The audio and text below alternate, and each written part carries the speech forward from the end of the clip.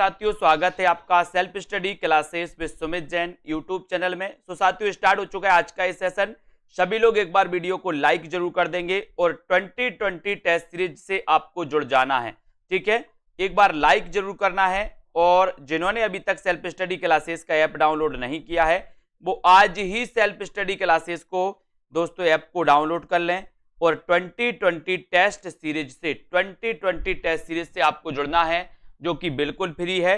सप्ताह में 2 दिन आपके लिए दोस्तों ये टेस्ट सीरीज करवाई जाती है, ठीक है। तो जिन भी साथियों को न्यू बैच में जुड़ना है दोस्तों और निचोड़ क्लासें यानी कि टीजीटी पीजीटी स्पेशल निचोड़ क्लासों में जिनको जुड़ना है वो आज ही एडमिशन ले लें दोस्तों। अभी आप 1099 में एडमिशन ले सकते हैं, है ना। बहुत सारे स्टूडेंट ने ले लिया है, अब आपकी बारी, आप भी ले सकते हैं। आपको अगर अच्छी तैयारी करना है ना, तो सेल्फ स्टडी क्लासेस ऐप को आज ही डाउनलोड कर ले। लाइव क्लासों के माध्यम से, रिकॉर्डेड क्लासों के माध्यम से, निचोड़ क्लास के माध्यम से, ट्रिकी वीडियो और दोस्तों टॉपिक वाइज टेस्ट के माध्यम से आपका अध्ययन बेहतर होगा, है ना।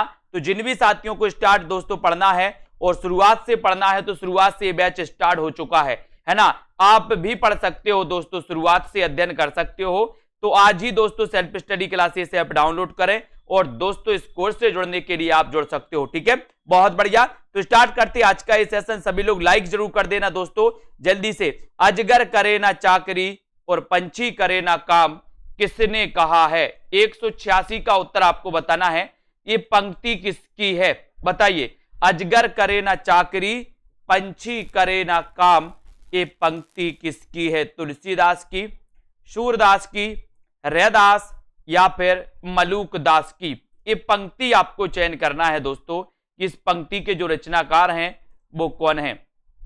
जल्दी से बताएंगे सभी लोग, इस पंक्ति के रचनाकार कौन माने जाते हैं? अजगर करे ना चाकरी और पंछी करे ना काम।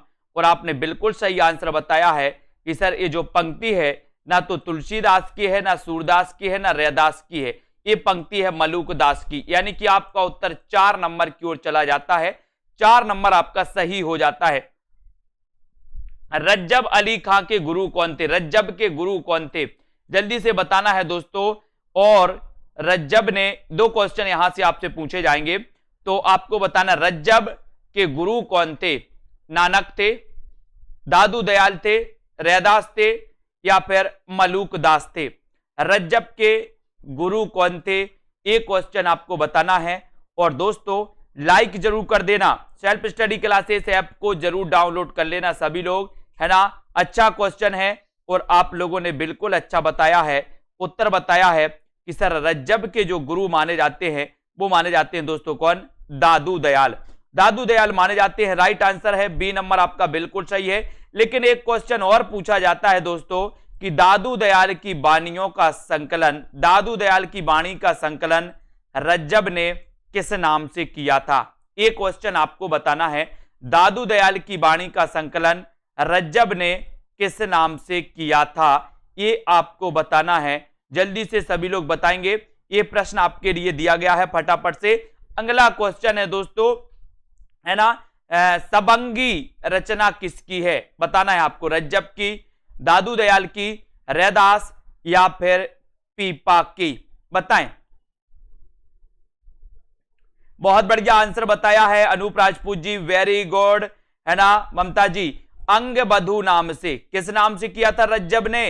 अंगबधू नाम से किया था। ये आपको याद रख लेना है। दादू दयाल की बाणियों का संकलन रज्जब ने किया था अंगबधू नाम से। क्या नाम से किया था? अंगबधू नाम से, हरडेवानी नाम से नहीं, अंगबधू नाम से किया था, जो आपका बिल्कुल सही है। अब आपको बताना है कि हरडे बानी नाम से किसने किया? ये भी क्वेश्चन आता है। दादू की बाणियों का संकलन हरडे बानी नाम से किसने किया?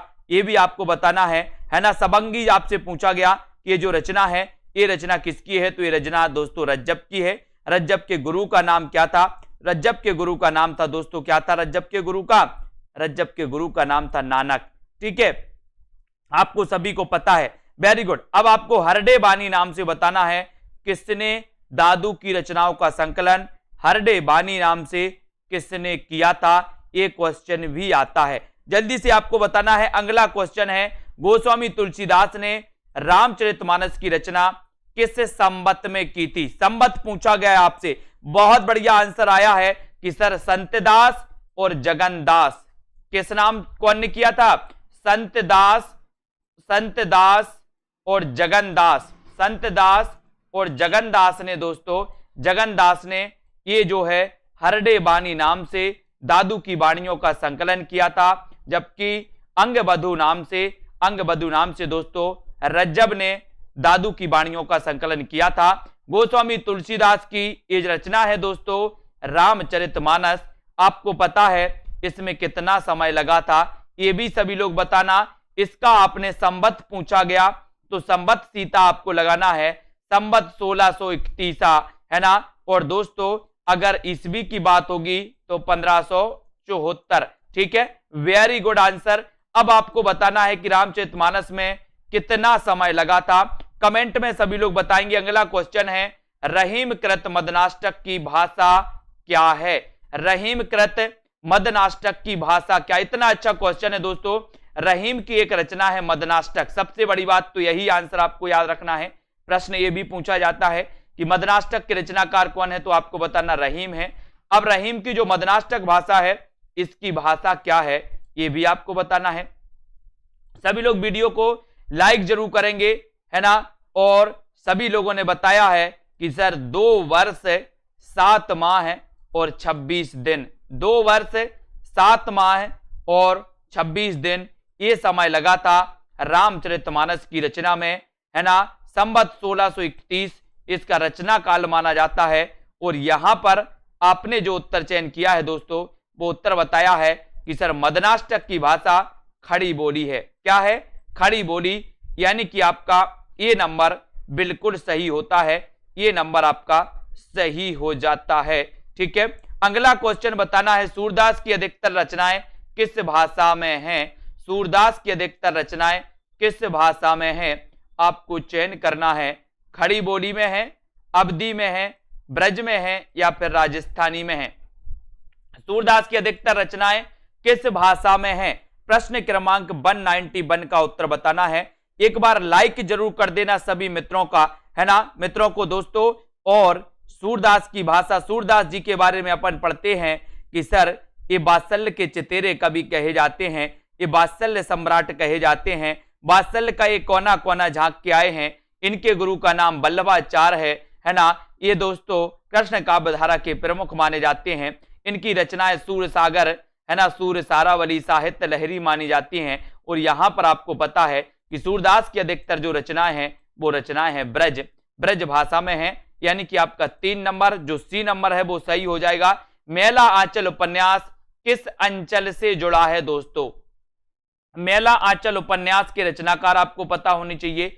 सबसे बड़ा ये दोस्तों बहुत ही आपको पता है कि मेला आंचल किस प्रकार का उपन्यास माना जाता है, वो भी आपको लिखना है। जब तक मैं आपको एक क्वेश्चन बताता हूं कि फणीश्वरनाथ रेणु इसके रचनाकार हैं, किसके? मेला आंचल के। आपको 2 क्वेश्चन बताना है कि ये मेला आंचल में विशेष क्या है दोस्तों, और ये किस अंचल से संबंधित उपन्यास माना जाता है। बुंदेलखंड से संबंधित, पूर्णिया छत्तीसगढ़ या फिर दोस्तों अवध से संबंधित माना जाता है। कमेंट में आपको लिखना है। और बहुत अच्छा आंसर आया सभी लोगों का कि सर जो मेला आंचल है ये कैसा उपन्यास है, जल्दी से बताइए। ये पूर्णिया, बिहार के पूर्णिया से संबंधित है, पूर्णिया अंचल से संबंधित है दोस्तों।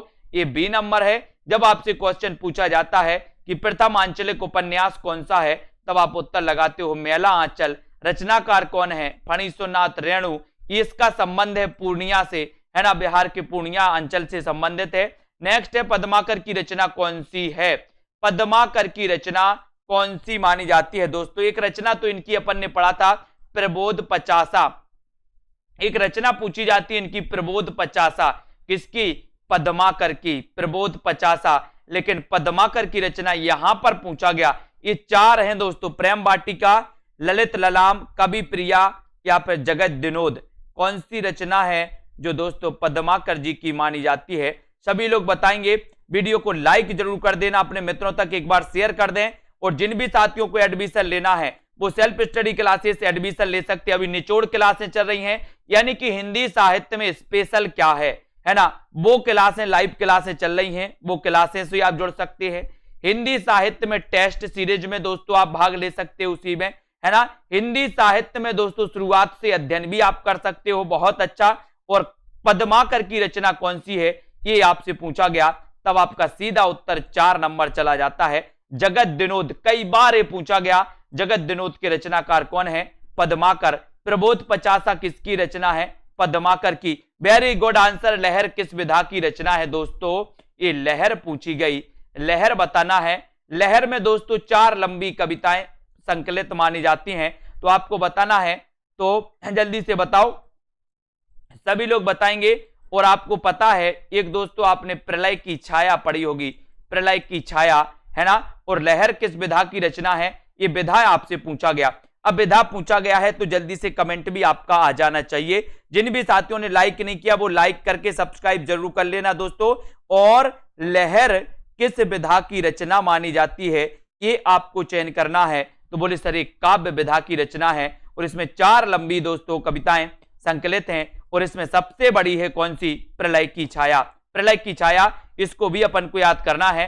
प्रगतिशील लेखक संघ की स्थापना कब की गई थी, प्रगतिशील लेखक संघ की स्थापना कब की गई थी दोस्तों, है ना। भारत में आपको बताना है कब की गई थी। प्रश्न अच्छा है, वीडियो को लाइक करना है, अपने मित्रों तक शेयर जरूर करना है, और जिन भी साथियों को एडमिशन लेना है वो एडमिशन जरूर लेंगे, ठीक है, बिल्कुल ठीक है। और दोस्तों मेरा जो नंबर है वो नंबर है 90986092 और 91, ये हमारा कॉलिंग नंबर है। और व्हाट्सएप नंबर है दोस्तों कौन सा, 62633305 और 86, ये व्हाट्सएप नंबर है और एक कॉलिंग नंबर है, ठीक है। तो प्रगतिशील लेखक संघ की स्थापना कब हुई थी, तो आपको पता 1936 में हुई थी, यानी कि आपका जो बी नंबर है वो बिल्कुल सही है। लखनऊ में इसका प्रथम अधिवेशन हुआ था। नागार्जुन किस वर्ग के कवि हैं, ये भी आपको, नीचे नंबर चल रहे हैं दोस्तों, एक व्हाट्सएप नंबर और एक कॉलिंग नंबर, दोनों नंबर चल रहे हैं, है ना। नागार्जुन किस वर्ग के कवि माने जाते हैं, ये आपको बताना है। प्रगतिशील लेखक संघ की स्थापना 1936 में हुई थी, और 1936 में दोस्तों इसका प्रथम अधिवेशन लखनऊ में हुआ था, और लखनऊ में इसके प्रथम जो अध्यक्ष थे वो थे कौन, प्रेमचंद जी, है ना। नागार्जुन किस वर्ग के कवि हैं, छायावादी हैं, प्रगतिवादी हैं, प्रयोगवादी हैं, या फिर दोस्तों द्विवेदी युगीन कवि हैं। कैसे हैं नागार्जुन, मैंने कई बार आपको बता दिया कि नागार्जुन दोस्तों इनका जन्म कब हुआ था, नागार्जुन का 1911 में हुआ था, 1911 में नागार्जुन का जन्म हुआ। ये जो नागार्जुन है दोस्तों, इन्होंने भी आंचलिक उपन्यास लिखे हैं नागार्जुन ने, लेकिन आपको पता होगा कि नागार्जुन को आधुनिक काल का कबीर कहा जाता है। क्या कहा जाता है इन्हें, आधुनिक काल का कबीर कहा जाता है। और आपसे सीधा क्वेश्चन पूछा गया तो ये प्रगतिवादी माने जाते हैं। और जब बात प्रगतिवाद की आती है तो प्रगतिवाद मार्क्सवाद से प्रभावित माना जाता है। प्रगतिवाद की बात आती है तो प्रगतिवाद के प्रवर्तक पंत माने जाते हैं। इनको थोड़ा थोड़ा याद भी करते जाना है। कविता की तीसरी आंख के रचनाकार कौन है, ये आपको बताना है। 197 का उत्तर आपको चयन करना है। शेरजंग गर्ग है, मृदुला गर्ग है, प्रभाकर सोत्री, या फिर इनमें से कोई नहीं है। कविता की तीसरी आंख, कविता की तीसरी आंख के रचनाकार कौन है, इसकी रचना किसने की। अच्छा क्वेश्चन है, वीडियो को लाइक जरूर करेंगे और शेयर भी आपको कर देना है अपने मित्रों तक। जल्दी से करें सभी लोग, इतना अच्छा क्वेश्चन आपसे पूछा गया दोस्तों। और वीडियो को लाइक जरूर करना है। और मॉडल पेपर को जिनमें एडमिशन लेना है मॉडल पेपर में दोस्तों, वो मॉडल पेपर में भी एडमिशन आप ले सकते हैं। कविता की तीसरी आंख, और अच्छा क्वेश्चन है, ये पूछा भी गया है और आपने बिल्कुल सही आंसर बताया है कि सर कविता की तीसरी आंख प्रभाकर श्रोत्रिय माने जाते हैं, प्रभाकर श्रोत्रिय माने जाते हैं। और आपका 3 नंबर प्रभाकर श्रोत्रिय आपका बिल्कुल सही है।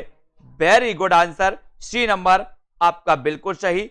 अगला क्वेश्चन है, मल्लिका किस नाटक की पात्र है, मल्लिका किस नाटक की पात्र है। माधवी, है ना, सूर की अंतिम करण से सूर की पहली करण तक, आषाढ़ का एक दिन, या फिर 8वां सर्ग।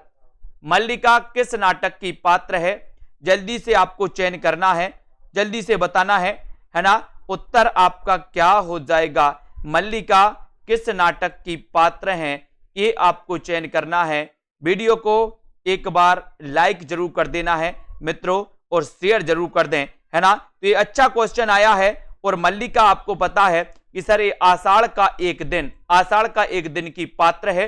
और ये आषाढ़ का एक दिन दोस्तों कालिदास के जीवन पर आधारित है।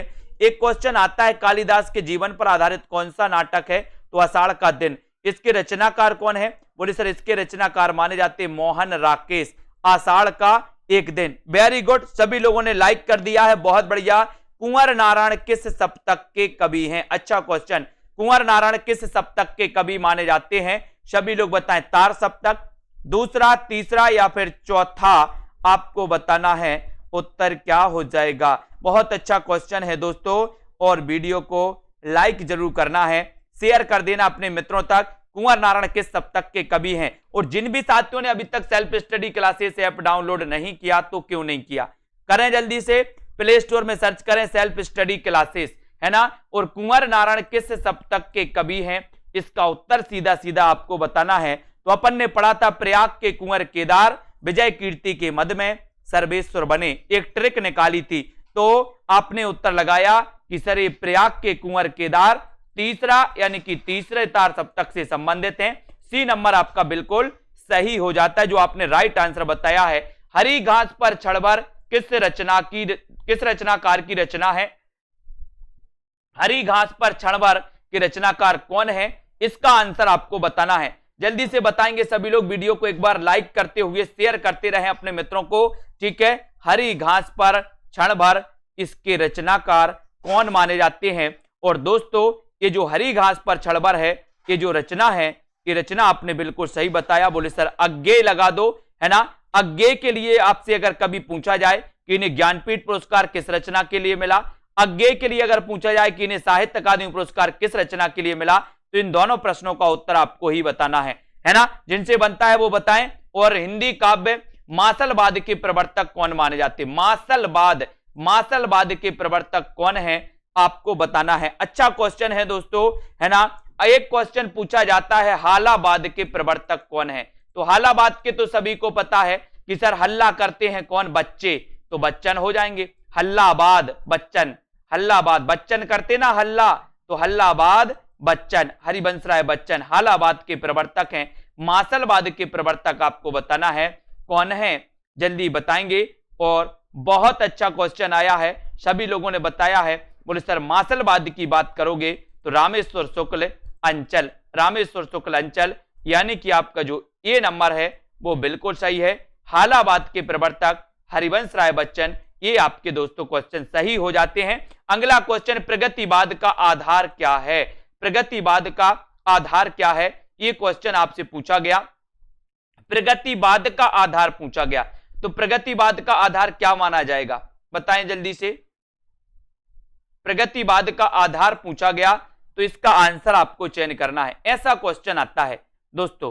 तो प्रगतिवाद का आधार क्या है बताइए। ये क्वेश्चन शायद 202 डाउट्स में लिया था किसी ने, है ना, लेकिन यहां पर आपको उत्तर बताना है। बताएं कौन कौन सही बता रहा है। प्रगतिवाद का आधार क्या है, और ये तो है नहीं रहस्यवाद, ये हालावाद भी नहीं है, ये प्रकृतिवाद भी नहीं है। उत्तर क्या होगा, उत्तर होगा द्वंद्वात्मक भौतिकवाद, द्वंद्वात्मक भौतिकवाद, यानी कि आपका डी नंबर, सीधा सीधा आंसर डी बिल्कुल सही हो जाएगा। द्वंद्वात्मक दोस्तों भौतिकवाद ये प्रगतिवाद का आधार माना जाता है। अगले क्वेश्चन की ओर बढ़ेंगे। रामधारी से दिनकर की काव्य कृति कौन सी है। दिनकर की काव्य कृति आपको बताना है, लोकायतन है, कुरुक्षेत्र है, आर्यावर्त है या फिर उन्मुक्त है ना।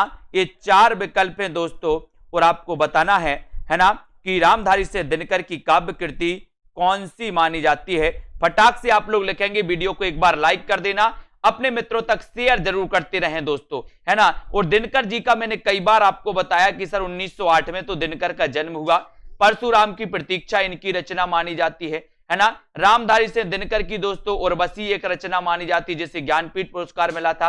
रामधारी से दिनकर की एक रचना है कौन सी, कुरुक्षेत्र, कुरुक्षेत्र है। जबकि लोकायतन ये महाकाव्य दोस्तों किसका, पंत जी का महाकाव्य है ना, ये भी आपको पता है। नेक्स्ट प्रश्न की ओर बढ़ेंगे। गोरखबानी का संपादन किसने किया, गोरखबानी का संपादन किसने किया। इतना अच्छा क्वेश्चन है, गोरखबानी का संपादन किसने किया था, ये क्वेश्चन कई बार आया है। हजारी प्रसाद द्विवेदी ने, राहुल सांकृत्यायन ने, पीतांबर दत्त बड़थवाल या फिर रामचंद्र शुक्ल ने गोरख बानी का संपादन करने वाले जो दोस्तों यहां पर जो विद्वान है वो विद्वान कौन है? ये क्वेश्चन का आंसर आपको चयन करना है। अच्छा प्रश्न है, लाइक कर देना है। गोरख बानी का संपादन आपको बताना है कि इसका संपादन किसने किया, और सीधा उत्तर आपका जाता है, क्या जाता है? बहुत बढ़िया आंसर। बोले सर पीतांबर दत्त बड़थवाल ने गोरख बानी नाम से ये दोस्तों इन्होंने किया था, संपादन इन्होंने किया था। ठीक है, और सी नंबर आपका बिल्कुल हो जाएगा। सिद्ध साहित्य में सिद्धों की संख्या कितनी मानी? इतना सरल क्वेश्चन पूछा गया।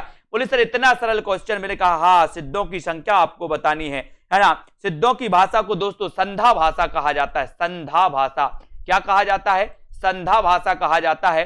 कई विद्वानों ने इसे संध्या भाषा भी कहा है, कई विद्वानों ने संध्या भाषा कहा है, अधिकांश विद्वानों संधा भाषा मानते हैं, है ना। और सिद्ध साहित्य में सिद्धों की संख्या कितनी मानी जाती है? और आपका उत्तर हो जाएगा सिद्धों की संख्या। बोले सर 84। फिर नाथों की संख्या अगर पूछ लिया जाए कभी तो नाथों की संख्या 9, सिद्धों की 84। ठीक है, आलवार भक्तों की संख्या 12, नयनारों की संख्या 63। ये संख्या भी आपको याद रखना है। ये 4 क्वेश्चन आपके यहां से बन गए। एक तो सिद्धों की संख्या 84, नाथों की संख्या 9, आलवारों की संख्या 12, नयनारों की संख्या 63। ठीक है, वेरी गुड। अगला क्वेश्चन, नरोत्तम दास की प्रसिद्ध रचना का नाम बताना है। नरोत्तम दास, नरों में उत्तम है जो, वो है नरोत्तम दास। इनकी प्रसिद्ध रचना का नाम आपको बताना है। लाइक जरूर करते रहिए सभी लोग, है ना। और दोस्तों आपको वीडियो को शेयर कर देना है और आगे बढ़ते जाना, अपने मित्रों तक शेयर करते रहें। और जिन भी साथियों को दोस्तों अब लास्ट मंथ में दोस्तों अंतिम क्षणों में जो परीक्षाएं आपके 1-2 महीना के अंतर होने वाली हैं, सभी परीक्षाएं, है ना, तब आपको अध्ययन बहुत अच्छे करने की जरूरत है। और नरोत्तम दास की प्रसिद्ध रचना का नाम क्या है? तो आपने राइट आंसर लगा दिया सुदामा चरित, यानी कि 2 नंबर आपका बिल्कुल सही है। कई बार क्वेश्चन पूछा गया, जितना सरल क्वेश्चन उतनी बार पूछा भी गया है ना। प्रसाद की गुंडा कहानी में भारतीय इतिहास के किस युग का चित्रण है? बहुत बढ़िया आंसर। गुंडा कहानी है किसकी? प्रसाद। गुंडा क्या देते हैं? गुंडा प्रसाद देते। बोलते ना गुंडों ने मारा, ऐसा बोलते गुंडों ने मारा। बोले सर गुंडा प्रसाद दे देते हैं थोड़ा सा। तो गुंडा किसकी कहानी है? ये प्रसाद की कहानी है। अब आपको बताना है कि जो गुंडा प्रसाद की कहानी है इसमें किस शासन का, भारतीय इतिहास का चित्रण किया गया है?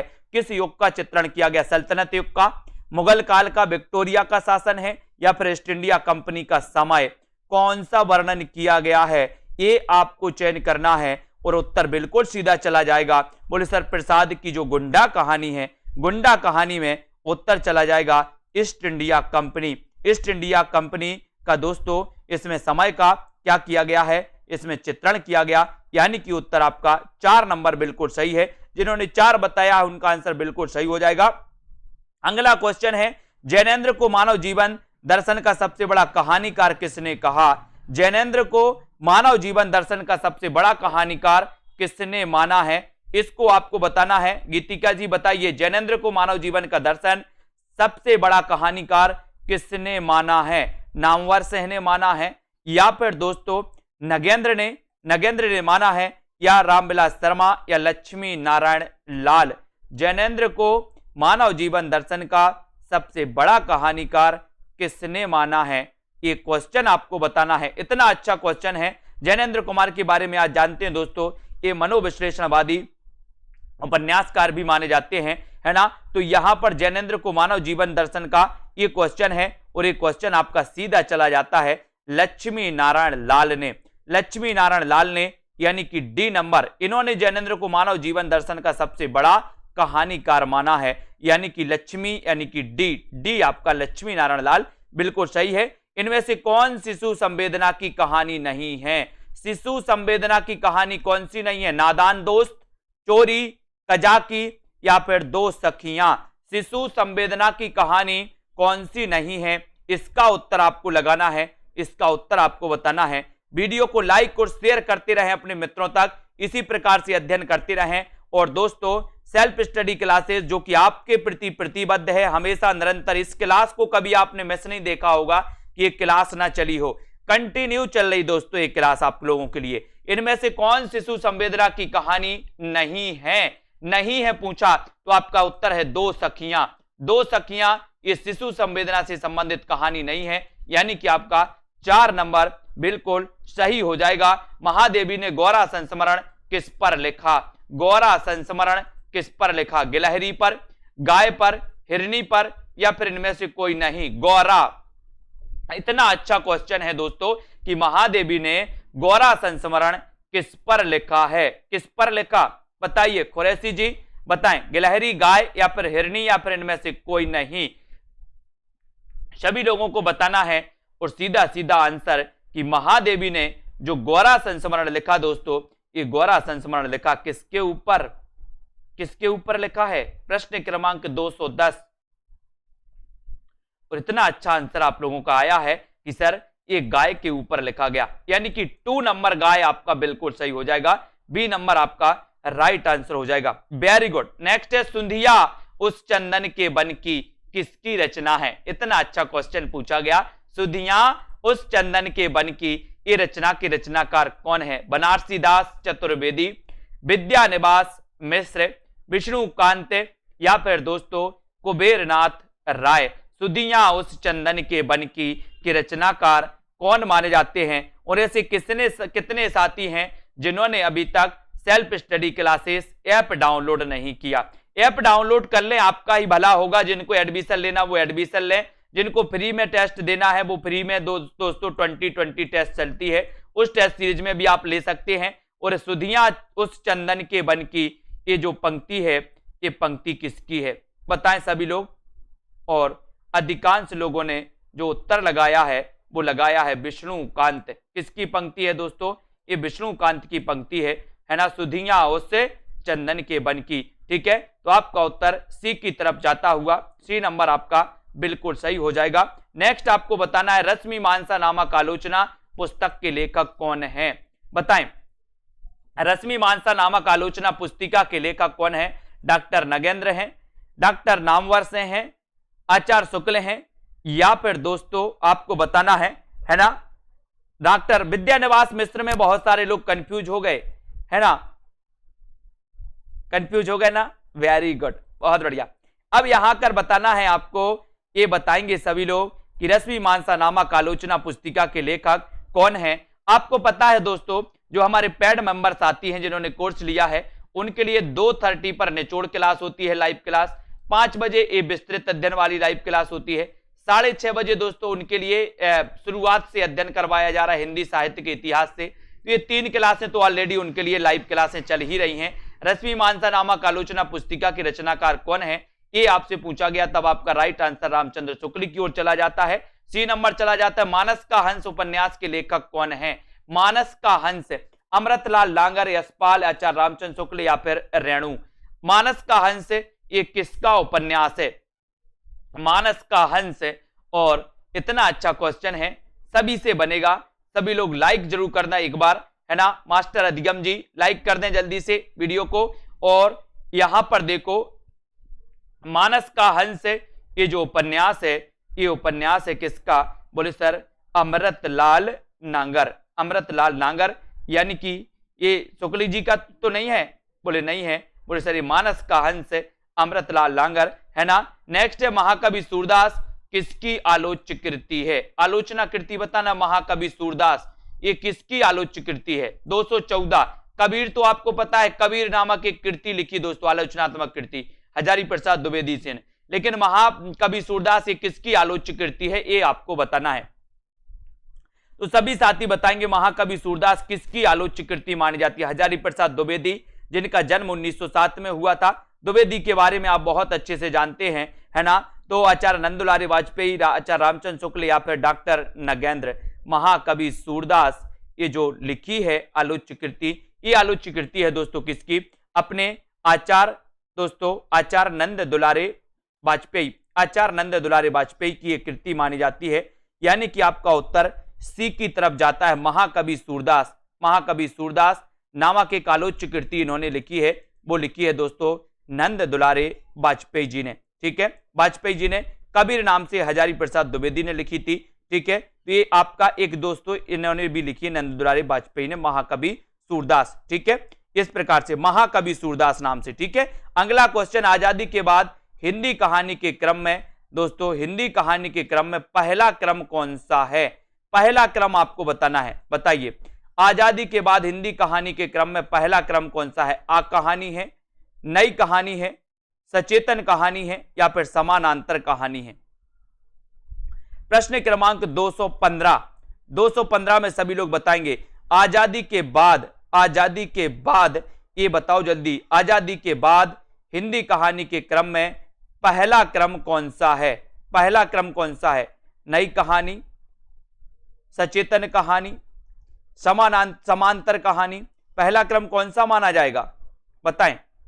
आजादी के बाद, इतना अच्छा क्वेश्चन है और बहुत सारे लोग बता रहे नई कहानी, कुछ लोग बता रहे सचेतन कहानी, लेकिन आपका उत्तर है नई कहानी, है ना? यानी कि आपका 2 नंबर बिल्कुल सही है, 2 नंबर आपका राइट आंसर हो जाता है। Very good answer. हिंदी भाषा का उद्गम और विकास के लेखक कौन है? इतना अच्छा क्वेश्चन पूछा गया, हिंदी भाषा का उद्गम और विकास। अब देखो कितने लोग सही उत्तर बताते हैं। हिंदी भाषा का उद्गम और विकास के लेखक कौन माने जाते हैं? कंफ्यूज बताइए, हिंदी भाषा का उद्गम और विकास के लेखक कौन माने जाते हैं? नगेंद्र हैं, रामचंद्र शुक्ल हैं, उदय नारायण तिवारी, या फिर हजारी प्रसाद द्विवेदी, है ना? पूरा इंतजार करेंगे इस प्रश्न का उत्तर बताने के लिए, तो बताएं हिंदी भाषा का उद्गम और विकास के लेखक कौन है? लेखक कौन है? देखते हैं कौन कौन बता रहा है। बहुत सारे लोग इसमें सीधा सीधा उत्तर मारेंगे, मुझे पता है। बोले सर आओ देखा ना ताओ, वही क्वेश्चन है, वही क्वेश्चन है। एक और हम पूछने जा रहे हैं आपका, हिंदी साहित्य का उद्गम, है ना, उद्भव और विकास, है ना? हिंदी साहित्य का उद्भव और विकास, हिंदी साहित्य का उद्भव और विकास। देखो बहुत सारे लोगों ने आओ देखा ना ताओ और लगा दिया हजारी प्रसाद द्विवेदी। पूरा इंतजार कर रहे हैं हम आपके उत्तर का, और आप लोगों ने बहुत मस्त तरीके से, बढ़िया तरीके से लगाया, पूरी ताकत से उत्तर हजारी प्रसाद द्विवेदी लगाया है। मैं देख रहा था बहुत सारे लोगों ने हिंदी भाषा का पूछा गया, यहां पर उत्तर है जबकि उदय नारायण तिवारी, ये 4 नंबर सही है ना? और पूरी ताकत से उत्तर लगाया लोगों ने हजारी प्रसाद द्विवेदी, जबकि आपको पता है हजारी प्रसाद द्विवेदी का हिंदी साहित्य का उद्भव और विकास है। हिंदी साहित्य का उद्भव और विकास, हजारी साहित्य का और भाषा का अलग अलग है ना? हिंदी भाषा का उद्गम आ रहा है, यहां पर उद्भव आ रहा है ना, अंतर है। और बोले सर आओ देखा ना ताओ और लगा दिया उत्तर, है ना? बहुत बढ़िया। हिंदी उपन्यासों की संरचना के मूल आधार क्या है? मूल आधार बताना है। बंगला के उपन्यास, मराठी उपन्यास, फ्रेंच उपन्यास, या फिर अंग्रेजी उपन्यास? कौन से उपन्यास माने जाते हैं? बताएं। हिंदी उपन्यासों की रचना के मूल आधार हैं तो क्या है? मूल आधार क्या है? बताएं। मूल आधार क्या माने जाते हैं, है ना? बंगला के उपन्यास माने जाते क्या? मराठी के उपन्यास माने जाते हैं? इसका उत्तर आपको बताना है। और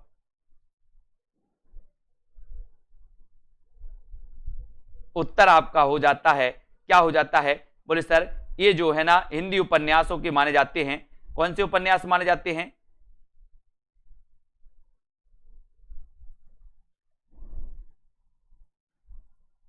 हिंदी उपन्यासों की संरचना के मूल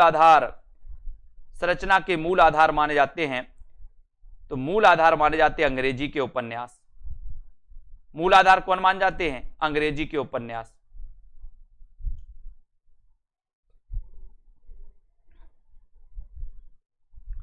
अंग्रेजी के ढंग का हिंदी का प्रथम मौलिक उपन्यास कौन सा है? तो आपको पता है। बोले सर कौन सा है?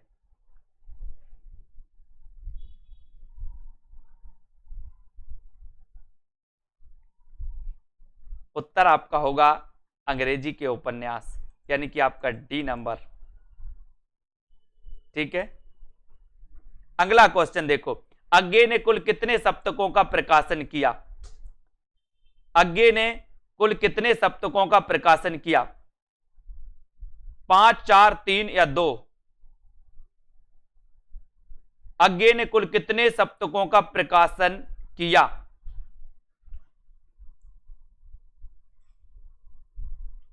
और सभी लोगों ने बताया कि सर अज्ञे ने कुल कितने सप्तकों का प्रकाशन किया, तब उत्तर चला जाता है 5, 4, 3 या 2। उत्तर आया 4।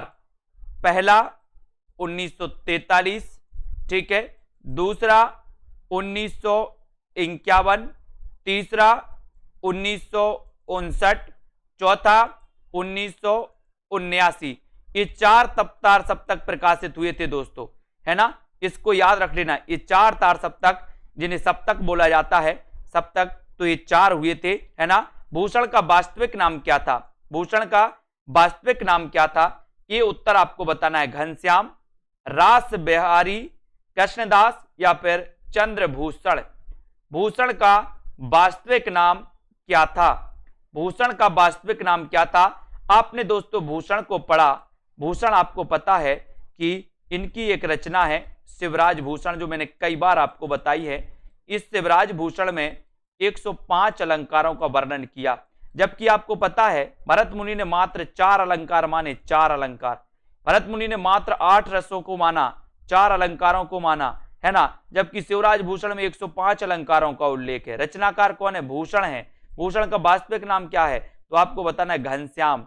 भूषण का वास्तविक नाम क्या है? घनश्याम, यानी कि ये नंबर आपका बिल्कुल सही है ना। शतरंज शतीका कृति के रचनाकार कौन है? ऐसे सभी साथी वीडियो को लाइक करें जो हिंदी साहित्य पढ़ना चाहते हैं, हिंदी साहित्य के एग्जामों में रेगुलर दोस्तों अध्ययन करना चाहते हैं, हिंदी साहित्य को बहुत स्ट्रांग बनाना चाहते हैं और हिंदी साहित्य में दोस्तों, है ना, महारत हासिल करना चाहते हैं। वो साथी सभी जुड़े रहे चैनल से। ऐप डाउनलोड कर लें, सेल्फ स्टडी क्लासेस, रेगुलर अध्ययन करें, है ना। अध्ययन इतना हो जाएगा कि हिंदी साहित्य में कुछ ही दिनों में आप दोस्तों बहुत अच्छे हो जाएंगे। ऐसे ऐसे स्टूडेंटों का सिलेक्शन हुआ है दोस्तों जो 0 लेवल से आए थे और 0 लेवल से जाकर के आज उनका सिलेक्शन हुआ है ना। तो दोस्तों शतरंज शतीका कृति के रचनाकार कौन है, ये आपसे पूछा गया। भिखारी दास हैं क्या, रास बिहारी हैं, कृष्णदास हैं या फिर रसनिधि हैं? तब आपका उत्तर सीधा जाता है भिखारी दास। शतरंज शतीका ये भिखारी दास की रचना है। ये नंबर आपका बिल्कुल सही हो जाता है, ये नंबर राइट आंसर है। भिखारी दास ये रीतिबद्ध काव्यधारा के कवि हैं दोस्तों। किस बद्ध काव्यधारा के? रीतिबद्ध काव्यधारा के कवि हैं, इनको याद करना है। नेक्स्ट है भूषण 2 राजाओं के दरबारी कवि थे, इनमें से पहले थे शिवाजी, तो दूसरे कौन थे, है ना। अपन ने पढ़ा है कि सर शिवा को बखानो कि बखानो छत्रसाल को, शिवा को बखानो कि बखानो छत्रसाल को, है ना। और भूषण 2 राजाओं के दरबारी कवि थे, ये आपसे पूछा गया। और इनमें से पहले शिवाजी थे, तो दूसरे कौन थे? दूसरे कौन थे? महाराणा प्रताप? बोले नहीं। राणा सांगा? ये भी नहीं। तो कौन थे? छत्रसाल थे। कौन थे? छत्रसाल थे। 3 नंबर आपका सही हो जाएगा। 3 नंबर जिन्होंने बताया राइट आंसर है। वेरी गुड, सभी लोगों ने आंसर सही बताया है दोस्तों।